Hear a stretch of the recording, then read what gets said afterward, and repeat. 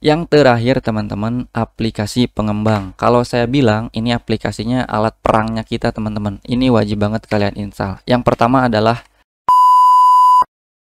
halo semua, Assalamualaikum warahmatullahi wabarakatuh. Menjadi seorang YouTuber di tahun 2023 ini memang sangat potensial sekali. Hanya dengan bermodalkan HP saja, kita sudah bisa menjadi seorang YouTuber. Saya akan kasih tahu cara, alat, dan aplikasi yang bisa bikin channelmu makin gacor. Simak terus video berikut ini. Halo teman-teman semuanya, topik yang akan kita bahas kali ini yaitu cara jadi YouTuber cuma modal HP aja. Emang bisa bang? Jawabannya bisa. Di sini saya akan jelaskan secara lengkap.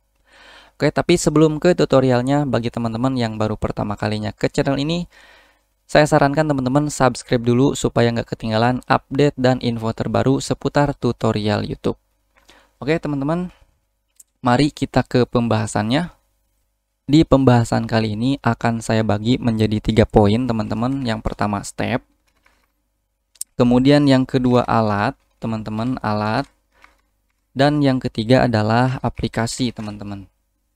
Nah pertama kita bahas yang step dulu teman-teman. Sebenarnya video ini itu tentang step by step bagaimana cara menjadi seorang YouTuber sampai menghasilkan uang.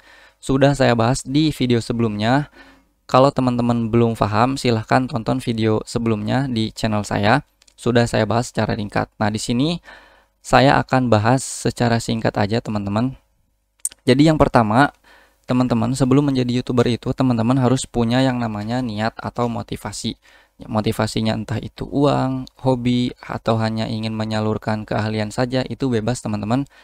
Apalagi kalau misalkan motivasinya uang, teman-teman harus bersabar karena untuk menjadi seorang YouTuber itu perlu proses dan perlu kerja keras.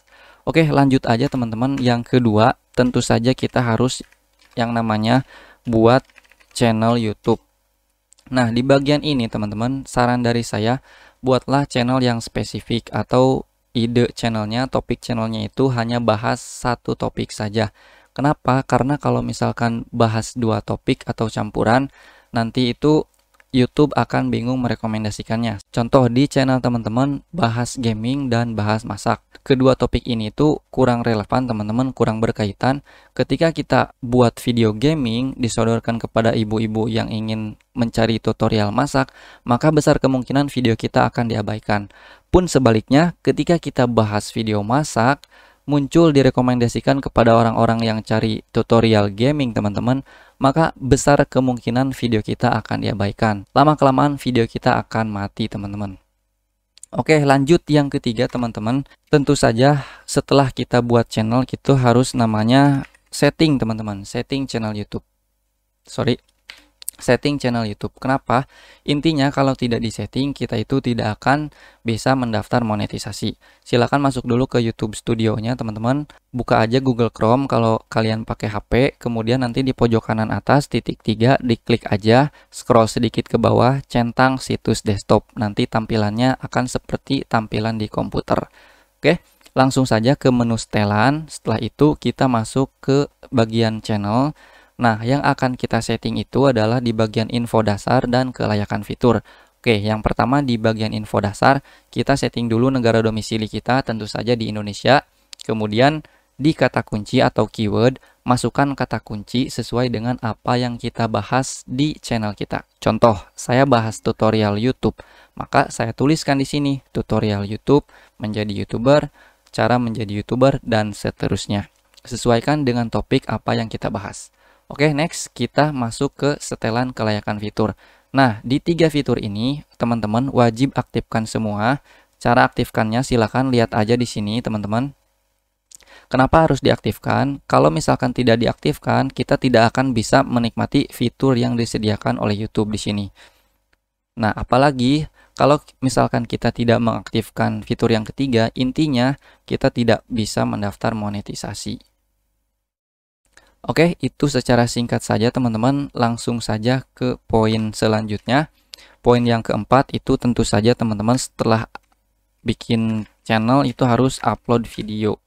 Nah, teman-teman sebenarnya bebas mau video short ataupun mau video panjang. Nah, dari kedua video ini silahkan dipilih dan upload sebanyak mungkin, sekonsisten mungkin, kalau bisa di waktu dan jam yang sama. Kenapa harus di waktu dan jam yang sama, teman-teman? Karena supaya penonton kita itu tidak bingung, kita uploadnya itu tiap hari apa dan jam berapa. Sama kayak halnya tayangan televisi, teman-teman. Apabila ingin menonton tayangan tersebut, sudah tahu penonton itu tayang di jam berapa. Begitupun juga di channel kita, teman-teman.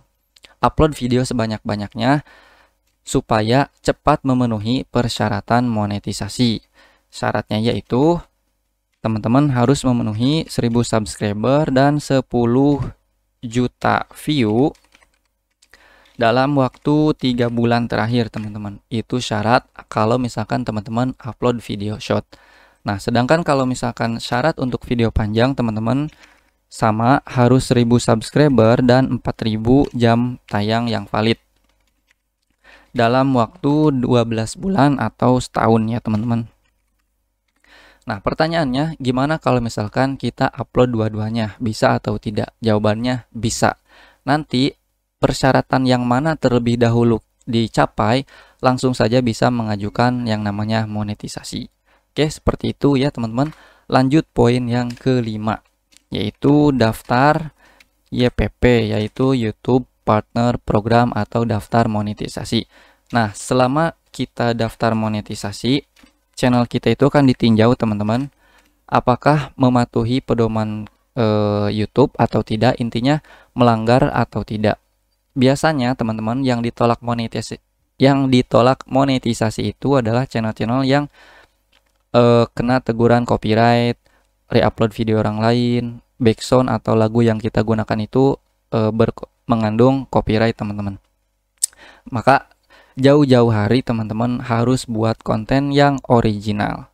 Oke, setelah ditinjau, teman-teman, sambil ditinjau sebelumnya kita juga harus yang namanya lakukan verifikasi 2 langkah ya, teman-teman. Verifikasi 2 langkah. Kenapa harus verifikasi 2 langkah? Jadi verifikasi 2 langkah itu digunakan untuk mengamankan channel kita, teman-teman. Jadi istilahnya tidak akan kena hack gitu. Oke, lanjut aja ke step yang ke-6, teman-teman. Tentu saja kalau sudah diterima menjadi bagian dari program partner YouTube, kita harus daftar AdSense. Nah, AdSense itu adalah pihak ketiga yang digunakan oleh YouTube untuk mentransfer gaji dari YouTube ke rekening kita. Jadi AdSense itu adalah pihak ketiganya. Di AdSense kita masukin nomor KTP, kemudian alamat, kemudian nomor rekening, dan yang terakhir kita harus verifikasi PIN. Nah, ini yang ditunggu-tunggu oleh para YouTuber karena prosesnya cukup lama, teman-teman. Jadi prosesnya itu Google mengirimkan PIN berupa amplop langsung dari kantor Google, kalau tidak salah di Malaysia atau Singapura gitu ya, langsung dikirimkan ke alamat rumah kita melalui kantor pos. Nah, lama tidaknya itu tergantung jauh tidaknya alamat kita. Ada yang 1 bulan, 2 bulan, 3 bulan, bahkan lebih, tergantung jauh dekatnya. Nah, saran dari saya, teman-teman, sering-sering cek ke kantor pos, tanyain ke abang posnya, PIN kita sudah sampai apa belum. Karena kasus saya kemarin, saya pun tidak dikirimkan ke rumah, tapi malah saya yang ngambil ke kantor pos. Oke, lanjut step yang terakhir, kita harus mengisi yang namanya formulir pajak dari Amerika, teman-teman. Jadi ini tuh merupakan aturan YouTube yang baru, kita harus mengisi formulir pajak Amerika. Kenapa? Jadi misalkan contoh gini, ada penonton channel kita itu ada yang dari Amerika. Apabila ada, maka nanti YouTube akan mengenakan gajian kita itu akan dipotong pajak, teman-teman. Nah, ini tuh wajib kalian isi, karena kalau nggak diisi, mau penonton dari Amerika atau negara manapun akan dipotong, teman-teman. Tapi kalau misalkan penonton kita dari Indonesia dan kita sudah mengisi, maka tetap aman, teman-teman. Oke, langsung saja kita ke poin yang kedua. Tentu saja untuk menjadi seorang YouTuber dengan modal HP itu, alat yang pertama, teman-teman, adalah HP. HP sekarang itu udah bagus-bagus, teman-teman. Kameranya udah pada bagus, RAM-nya juga udah gede-gede, dan harganya pun cukup terjangkau. Jadi nggak ada alasan lagi, teman-teman, buat nggak nge-YouTube, nggak bisa nge-YouTube. Oke, yang kedua, teman-teman, setelah HP, yang paling penting itu adalah audio. maka teman-teman harus beli mic. Kenapa beli mic? Karena kalau misalkan kita mengandalkan audio dari HP, itu audionya kecil dan biasanya sering banyak noise. Maka teman-teman saya sarankan nabung buat beli mic. Jangan yang mahal-mahal, bisa beli mic condenser seperti ini ataupun mic clip-on, lavalier ataupun mic sejenisnya lah teman-teman, yang 100 ribuan juga udah bagus. Oke, yang ketiga adalah alat yang harus dipunya itu adalah lighting. Kenapa lighting? Nah, ketika teman-teman syuting di dalam ruangan seperti ini, pasti itu pencahayaannya akan kurang. Nah, sementara HP itu kalau misalkan kita syuting, harus pencahayaannya itu harus bagus. Jadi, supaya video kita itu terlihat atau nampak jelas nantinya teman-teman. Saran saya beli ring light aja terlebih dahulu, jangan beli softbox. Nah, karena kalau softbox itu kemahalan, nanti aja kalau misalkan video kita udah sukses, udah bisa gajian, baru kita upgrade ke softbox. Oke, yang selanjutnya adalah alat keempat itu adalah tripod. Kenapa tripod? Karena kalau misalkan teman-teman seperti saya yang syuting sendiri, nyiapin sendiri, edit sendiri, itu perlu yang namanya tripod. Gimana mau syuting kalau nggak ada yang megangin HP-nya? Maka harus beli tripod teman-teman. Nah, sebenarnya alat-alat ini itu opsional. Kalau misalkan jenis channel teman-teman itu cuman tutorial yang di HP aja, maka ketiga alat ini itu boleh ada, boleh enggak teman-teman, itu opsional. Teman-teman butuh HP dan aplikasi perekam layar saja. Tapi kalau misalkan mau syuting, maka minimal alat ini tuh menurut saya teman-teman harus beli. Oke, poin yang terakhir adalah bagian aplikasi. Nah, di bagian aplikasi ini teman-teman, saya bagi 3 jenis ya teman-teman. 3 poin lah intinya. Yang pertama, kita itu perlu aplikasi monitoring teman-teman. Kemudian yang kedua adalah aplikasi produksi atau untuk pembuatan kontennya. Kemudian yang ketiga adalah aplikasi untuk pengembangan channel teman-teman. Pertama kita bahas dulu aplikasi monitoring. Nah, aplikasi yang harus kita install di HP kita yang pertama adalah tentunya YouTube Studio. YouTube Studio versi Android teman-teman. Kita bisa melihat analitik channel kita bisa balas komen, kita bisa lihat semuanya perkembangan channel kita itu di YouTube Studio. Kemudian yang kedua adalah kalian harus install yang namanya Google Chrome teman-teman. Kenapa Google Chrome? Karena Google Chrome juga sebenarnya fungsinya sama seperti YouTube Studio, hanya saja ketika kita ingin setting dengan tampilan desktop, maka kita harus bukanya di Google Chrome dengan menggunakan nanti dicentang situs desktopnya teman-teman. Oke, aplikasi monitoring kita pakai 2 aja teman-teman. Yang kedua adalah aplikasi produksi. Nah, aplikasi pertama yang harus kalian install adalah Open Camera teman-teman. Pakai aplikasi Open Camera. Kenapa? Karena kalau misalkan aplikasi Open Camera itu sudah bisa colok mikrofon teman-teman. Oke, selanjutnya adalah post productionnya, yaitu aplikasi video editing. Nah, saran saya gunakan aplikasi video editing yang nggak ada watermarknya. Bisa pakai VN, teman-teman bisa pakai CapCut, bisa pakai YouCut teman-teman, ataupun kalau misalkan kalian berlangganan KineMaster, itu bagus banget karena kalau misalkan berlangganan itu fitur-fiturnya banyak banget teman-teman. Kemudian selanjutnya adalah aplikasi foto editing. Nah, aplikasi foto editing ini bisa digunakan buat bikin logo channel kita, banner channel kita, bisa bikin thumbnail channel kita, ataupun bisa bikin gambar untuk kita share di tab komunitas. Oke. Nah, salah satu contoh yang saya pakai aplikasi foto editing itu saya pakai Pixellab, Canva. Nah, untuk membuat thumbnail saya pakai template. Nama aplikasinya itu pembuat thumbnail teman-teman, pembuat thumbnail YouTube. Nah, nanti kalian download aja di Play Store aplikasi itu. Aplikasi ini tuh banyak banget. Silahkan di review dulu template-templatenya mana yang menarik menurut kalian. Yang terakhir teman-teman, aplikasi pengembang. Kalau saya bilang ini aplikasinya alat perangnya kita teman-teman. Ini wajib banget kalian install. Yang pertama adalah aplikasi TagView. Nah, kemudian yang kedua adalah aplikasi TubeBuddy. Kenapa 2 aplikasi ini saya sebut alat perang? Karena dengan 2 aplikasi ini kita bisa melihat dan meriset kata kunci orang lain ataupun kata kunci yang kita targetkan.